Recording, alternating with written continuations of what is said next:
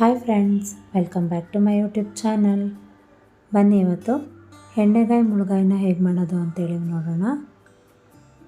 ಇದು ನನಗೆ ಅಮ್ಮ ಹೇಳ್ಕೊಟ್ಟಿರೋಂತಹ ರೆಸಿಪಿ. ತುಂಬಾ ಟೇಸ್ಟಿಯಾಗಿ ತುಂಬಾ ಚೆನ್ನಾಗಿರುತ್ತೆ. ಸೊ ಇದಕ್ಕೆ ಏನೆಲ್ಲ ಇಂಗ್ರೀಡಿಯೆಂಟ್ಸ್ ಬೇಕು ಅಂತೇಳಿ ನೋಡೋಣ ಬನ್ನಿ. ನಾನಿಲ್ಲಿ 3 ದೊಡ್ಡ ಸೈಜ್ ಈರುಳ್ಳಿನ ಹೀಗೆ ಮೀಡಿಯಮ್ ಆಗಿ ಕಟ್ ಮಾಡ್ಕೊಂಡಿದ್ದೀನಿ. ಹಾಗೆ 2 ಚಿಕ್ಕ ಸೈಜ್ ಟೊಮ್ಯಾಟೋನ ಹೀಗೆ ಕಟ್ ಮಾಡ್ಕೊಂಡಿದ್ದೀನಿ. ಹಾಗೆ ನೋಡ್ಬೋದು ಇಲ್ಲಿ 2 ಪೀಸ್ ಚಕ್ಕೆ ಹಾಗೆ 3 ಲವಂಗನ ತೊಗೊಂಡಿದ್ದೀನಿ. 1 ಗಡ್ಡೆಯಷ್ಟು ಬೆಳ್ಳುಳ್ಳಿನ ಹೀಗೆ ಸಿಪ್ಪೆ ಬಿಡಿಸಿ ಇಟ್ಕೊಂಡಿದ್ದೀನಿ. ಹಾಗೆ ಸ್ವಲ್ಪ ಶುಂಠಿ, ರುಚಿಗೆ ತಕ್ಕಷ್ಟು ಉಪ್ಪು. ನಾನಿಲ್ಲಿ 2 ಟೇಬಲ್ ಸ್ಪೂನಷ್ಟು ಕೊಬ್ಬರಿ ತುರಿನ ತೊಗೊಂಡಿದ್ದೀನಿ. ಹಾಗೆ 1 ಟೇಬಲ್ ಸ್ಪೂನಷ್ಟು ತೆಂಗಿನಕಾಯಿ ತುರಿ ತೊಗೊಂಡಿದ್ದೀನಿ. ಅಂದರೆ ಇದು ಹಸಿ ತೆಂಗಿನಕಾಯಿ, ಇದು ಒಣ ಕೊಬ್ಬರಿ. ಹಾಗೆ ಇಲ್ಲಿ 2 ಟೇಬಲ್ ಸ್ಪೂನಷ್ಟು ಅಚ್ಚಕಾರದ ಪುಡಿನ ತೊಗೊಂಡಿದ್ದೀನಿ. ಚಿಟಿಕೆಯಷ್ಟು ಅರಿಶಿಣ, ಹಾಗೆ ಅರ್ಧ ಟೇಬಲ್ ಸ್ಪೂನಷ್ಟು ಧನಿಯಾ ಪೌಡರ್ನ ತೊಗೊಂಡಿದ್ದೀನಿ. ಹಾಗೆ ಇಲ್ಲಿ ಎಣ್ಣೆನ ತೊಗೊಂಡಿದ್ದೀನಲ್ಲ, ಇದು ಒಗ್ಗರಣೆಗೆ. ಹಾಗೆ ಈರುಳ್ಳಿ ಹಾಗೆ ಟೊಮೆಟೊನ ಫ್ರೈ ಮಾಡ್ಕೊಳ್ಳೋಕ್ಕೂ ಕೂಡ ಇದೇ ಎಣ್ಣೆನ ಬಳಸ್ಕೊಳ್ತೀನಿ. ಹಾಗೆ ಒಗ್ಗರಣೆಗೋಸ್ಕರ ಸಾಸಿವೆ, ಕರಿಬೇವಿನ ಸೊಪ್ಪು, ಹಾಗೆ 1 ಚಿಕ್ಕ ಸೈಜ್ ಈರುಳ್ಳಿನ ಹೀಗೆ ತೆಳುವಾಗಿ ಸಣ್ಣದಾಗಿ ಕಟ್ ಮಾಡ್ಕೊಂಡಿದ್ದೀನಿ. ಸೊ ಬನ್ನಿ ಈಗ ಈ ರೆಸಿಪಿನ ಹೇಗೆ ಮಾಡೋದು ಅಂತೇಳಿ ನೋಡೋಣ. ನಾನಿಲ್ಲಿ ಒಂದು ಕಡಾಯಿನ ತೊಗೊಂಡಿದ್ದೀನಿ. ಕಡಾಯಿ ಚೆನ್ನಾಗಿ ಬಿಸಿಯಾಗಲಿ. ಇದು ಬಿಸಿಯಾಗಿದ್ದ ಕೂಡಲೇ ಇದಕ್ಕೆ ಸ್ವಲ್ಪ ಎಣ್ಣೆನ ಹಾಕ್ಕೊಳ್ತೀನಿ. ಅಂದರೆ ಅಲ್ಲಿ ಎಣ್ಣೆ ತೋರಿಸ್ತಾ ಇಲ್ವ, ಅದರಲ್ಲಿ ಅರ್ಧ ಭಾಗದಷ್ಟು ಹಾಕ್ಕೊಳ್ತಾ ಇದ್ದೀನಿ. ಅಂದರೆ 2 ರಿಂದ 3 ಟೇಬಲ್ ಸ್ಪೂನಷ್ಟು ಎಣ್ಣೆನ ಹಾಕ್ಕೋಬೇಕು. ಎಣ್ಣೆ ಚೆನ್ನಾಗಿ ಬಿಸಿಯಾಗಿದ್ದ ಕೂಡಲೇ ಇದಕ್ಕೆ ಈರುಳ್ಳಿ ಪೀಸಸ್ನೆಲ್ಲ ಹಾಕ್ಕೊಂಡು ಚೆನ್ನಾಗಿ ಫ್ರೈ ಮಾಡ್ಕೋಬೇಕು. ಹಾಗೆ ಇದ್ರ ಜೊತೆಗೆ ಬೆಳ್ಳುಳ್ಳಿ ಹಾಗೆ ಶುಂಠಿ ಕೂಡ ಹಾಕ್ಕೊಳ್ತೀನಿ. ಇದನ್ನು ಹೀಗೆ ಚೆನ್ನಾಗಿ ಫ್ರೈ ಮಾಡ್ಕೊಳ್ಳಿ.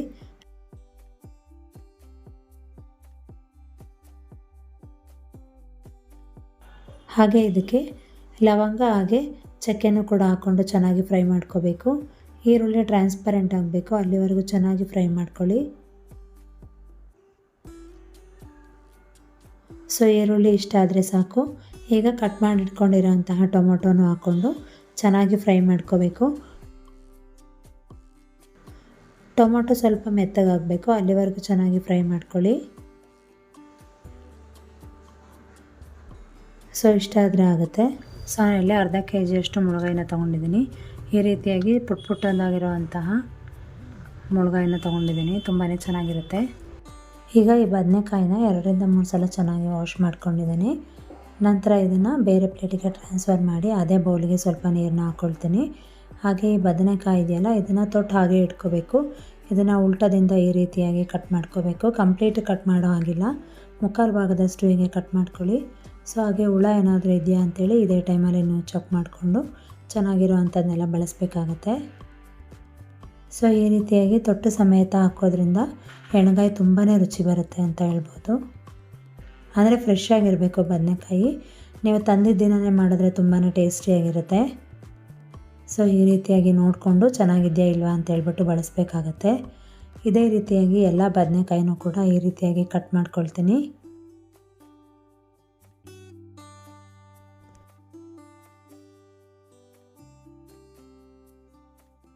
ಸೊ ನೋಡ್ಬೋದು ನೀವಿಲ್ಲಿ ನಾನೇನು ಅರ್ಧ ಕೆಜಿಯಷ್ಟು ಬದನೆಕಾಯಿನ ತೊಗೊಂಡಿದ್ದೆ ಅಲ್ವಾ, ಅದು ಪೂರ್ತಿಯಾಗಿ ಈ ರೀತಿಯಾಗಿ ಕಟ್ ಮಾಡ್ಕೊಂಡಿದ್ದೀನಿ. ಸೊ ಎಲ್ಲನೂ ಈ ರೀತಿಯಾಗಿ ಮುಕ್ಕಾಲು ಭಾಗದಷ್ಟು ಕಟ್ ಮಾಡ್ಕೊಂಡಿದ್ದೀನಲ್ಲ. ಈಗ ಇದಕ್ಕೆ ಸ್ವಲ್ಪ ರಾಗಿ ಹಿಟ್ಟನ್ನು ಹಾಕಿ ಚೆನ್ನಾಗಿ ತೊಳಿಬೇಕಾಗತ್ತೆ. ಯಾಕಂತೇಳಿದ್ರೆ ಇಲ್ಲ ಅಂತೇಳಿದ್ರೆ ಮುಳುಗಾಯಿ ಕಿರ್ಗಾಯಿ ಅಂತ ಬರುತ್ತೆ, ಅಂತೇಳಿದ್ರೆ ಕಹಿ ಆಗುತ್ತೆ ಅಂತೇಳ್ಬಿಟ್ಟು ನಾವು ಯಾವಾಗಲೂ ಅಷ್ಟೇ ಬದನೆಕಾಯಿನ ಯಾವುದೇ ಅಡುಗೆಗೆ ಬಳಸೋ ಮುಂಚೆ ಈ ರೀತಿಯಾಗಿ ರಾಗಿ ಹಿಟ್ಟಿಂದ ವಾಶ್ ಮಾಡಿ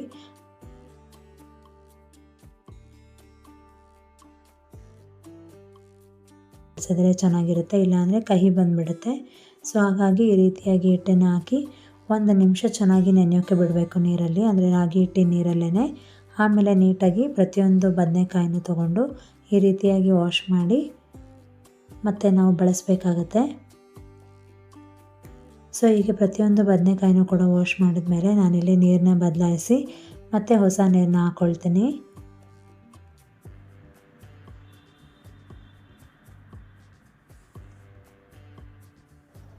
ನಾವು ಏನು ಈರುಳ್ಳಿ, ಟೊಮ್ಯಾಟೊ, ಬೆಳ್ಳುಳ್ಳಿ, ಶುಂಠಿ, ಚಕ್ಕೆ, ಲವಂಗ ಎಲ್ಲ ಫ್ರೈ ಮಾಡ್ಕೊಂಡಿದ್ವಲ್ಲ, ಆ ಮಸಾಲ ಸ್ವಲ್ಪ ತಣ್ಣಗಾಗಿದೆ. ಸೊ ಇದನ್ನು ಈಗ ಜಾರಿಗೆ ಹಾಕ್ಕೊಳ್ಳೋಣ. ಏನಕ್ಕಂದರೆ ಹೇಗೂ ಸ್ವಲ್ಪ ನೀರು ಹಾಕ್ತೀವಲ್ವ, ಸೊ ಸ್ವಲ್ಪ ಬಿಸಿ ಇದ್ದರೂ ಕೂಡ ಆಗುತ್ತೆ. ನೀವೇನಾದ್ರು ಅರ್ಜೆಂಟಿಗೆ ಅಡುಗೆ ಮಾಡ್ತಿದ್ದೀರಾ ಅಂದರೆ ಹೀಗೆ ಸ್ವಲ್ಪ ಬಿಸಿ ಇರೋದನ್ನ ಕೂಡ ಹಾಕ್ಕೋಬೋದು.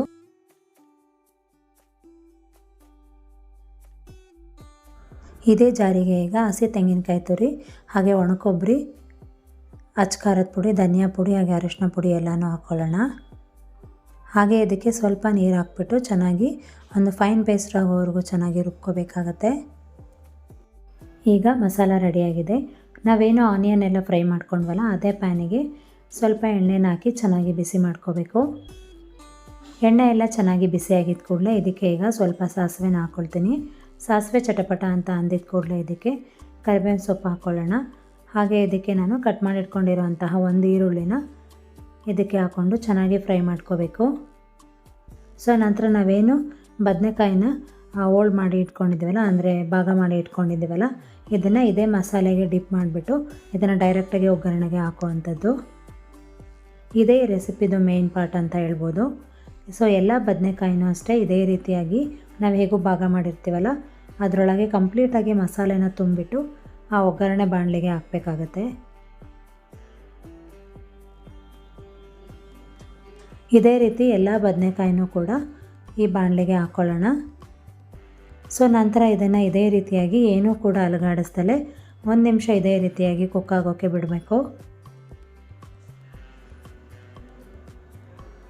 ಸೊ ನಂತರ ಏನು ಉಳಿದಿರೋ ಅಂತಹ ಮಸಾಲ ಇದೆ ಅದನ್ನೆಲ್ಲ ಇದೇ ಬಾಣಲಿಗೆ ಹಾಕಿ ಚೆನ್ನಾಗಿ ಬಾಡಿಸ್ಕೋಬೇಕು. ಈಗ ರುಚಿಗೆ ತಕ್ಕಷ್ಟು ಉಪ್ಪನ್ನು ಕೂಡ ಹಾಕ್ಕೊಂಡು ಸ್ವಲ್ಪ ನೀರು ಹಾಕ್ಕೊಂಡು ಚೆನ್ನಾಗಿ ಬಾಡಿಸ್ಕೊಳ್ಳೋಣ. ತುಂಬ ತೆಳುವಾಗಿ ಮಾಡ್ಕೊಳ್ಳೋಕ್ಕೆ ಹೋಗಬಾರ್ದು. ಜಾರ್ ವಾಶ್ ಮಾಡೋಕ್ಕೆ ಎಷ್ಟು ನೀರು ಬೇಕೋ ಅಷ್ಟು ಮಾತ್ರ ಹಾಕ್ಕೊಂಡು ಸ್ವಲ್ಪ ಗಟ್ಟಿಯಾಗಿ ಇದನ್ನು ಮಾಡ್ಕೋಬೇಕಾಗತ್ತೆ. ಸೊ ಹೀಗೆ ರೆಡಿ ಆದಮೇಲೆ ಲಿಡ್ ಮುಚ್ಚಿ ಲೋ ಟು ಮೀಡಿಯಮ್ ಫ್ಲೇಮಲ್ಲಿ ಒಂದು 15ರಿಂದ 20 ನಿಮಿಷ ಚೆನ್ನಾಗಿ ಕುಕ್ ಮಾಡ್ಕೋಬೇಕಾಗತ್ತೆ.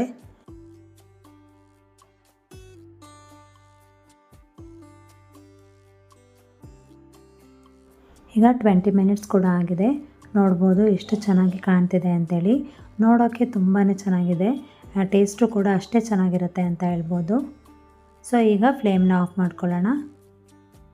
ಸೊ ಬದನೆಕಾಯಿ ಕೂಡ ಅಷ್ಟೇ ಚೆನ್ನಾಗಿ ಬೆಂದಿದೆ. ಸೊ ನೋಡಿದ್ರಲ್ಲ ಎಷ್ಟು ಈಸಿ ರೆಸಿಪಿ ಅಂಥೇಳಿ. ಇದು ಗೊಜ್ಜು ಬಿಸಿ ಇರೋವಾಗಲೇ ಬಿಸಿ ಬಿಸಿ ಅನ್ನಕ್ಕೆ ತಿಂದರೆ ತುಂಬಾ ಟೇಸ್ಟಿಯಾಗಿ ಚೆನ್ನಾಗಿರುತ್ತೆ. ಹಾಗೆ ಇದು ಅನ್ನಕ್ಕೆ ಮಾತ್ರ ಅಲ್ಲ, ರೊಟ್ಟಿ, ಚಪಾತಿ, ದೋಸೆ ಎಲ್ಲದಕ್ಕೂ ಕೂಡ ತುಂಬಾ ಚೆನ್ನಾಗಿರುತ್ತೆ. ಈ ಎಣ್ಗಾಯಿಗೆ ಬೆಸ್ಟ್ ಕಾಂಬಿನೇಷನ್ ಅಂತ ಹೇಳಿದ್ರೆ ರೊಟ್ಟಿ, ಅಕ್ಕಿ ರೊಟ್ಟಿ ಆದರೂ ತಿನ್ಬೋದು ಅಥವಾ ನೀವು ರಾಗಿ ರೊಟ್ಟಿಗೂ ಕೂಡ ಕಾಂಬಿನೇಷನ್ ಆಗಿ ತುಂಬಾ ಚೆನ್ನಾಗಿರುತ್ತೆ. ಸೊ ಇದು ಹಾಗೆ ಬೇಯೋಕ್ಕೆ 20 ಮಿನಿಟ್ಸ್ ಆಗುತ್ತೆ ಅಂತ ಹೇಳಿದೆ ಅಲ್ವಾ.